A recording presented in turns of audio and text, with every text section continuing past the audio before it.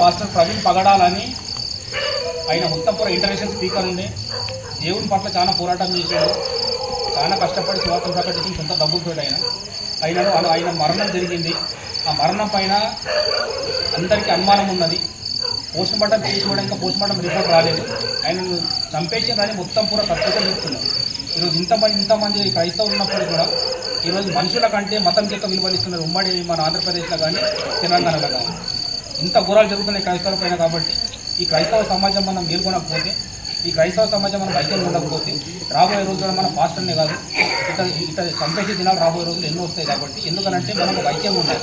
మనకు ఇట్లా బతికే స్వేచ్ఛను, మనం జీవించే స్వేచ్ఛను, మన మతాన్ని మనం నమ్ముకుంటూ మన మతాన్ని మనము ఏమంటారు మొత్తం పూర్తిగా చెప్పుకుంటూ ఇతర మతాలను కూడా గౌరవించాలి.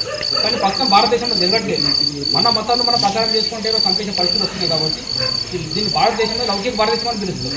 లౌకిక భారతదేశంలో అందరికీ బతికే స్వేచ్ఛ ఉన్నది. మన స్వేచ్ఛను హరించే హక్కు ఎవరు కూడా లేదు. కాబట్టి ఈ రోజు కొన్ని మత శక్తులు క్రైస్తవ పైన దాడులు జరుగుతున్నాయి. మన భాషను చంపేసి 2 రోజులు అవుతున్నాయి. కొన్ని వేల మంది లక్షల మంది ఈరోజు హైదరాబాద్ మొత్తం భూమి పడింది. కాబట్టి ఆ సందర్భంగా ఈరోజు కానపురంలో కూడా ఇంత పెద్ద ఐక్యంగా కానపురం సంఘస్థులు ఇంత పెద్ద ప్రోగ్రాం చేయడం చాలా సంతోషకరం.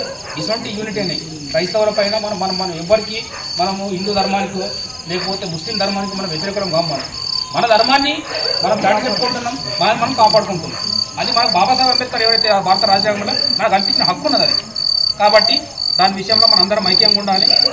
ఇంత పెద్ద ప్రగాఢ సానుభూతి తెలిపినటువంటి కానపురం సంఘస్థులందరికీ నా పక్షాన కోటి ఎప్పుడు ప్రజల పక్షాన ప్రజల పక్షాన ముఖ్యంగా ఇక్కడ ఇంత పెద్ద ప్రోగ్రాం అరేంజ్ చేసినటువంటి యూత్ సభ్యులందరికీ పేరు పేరున ప్రత్యేకమైన ధన్యవాదాలు. ఈ సమయంలో అన్న ప్రార్థన చేసి దీన్ని ముగిస్తుంది.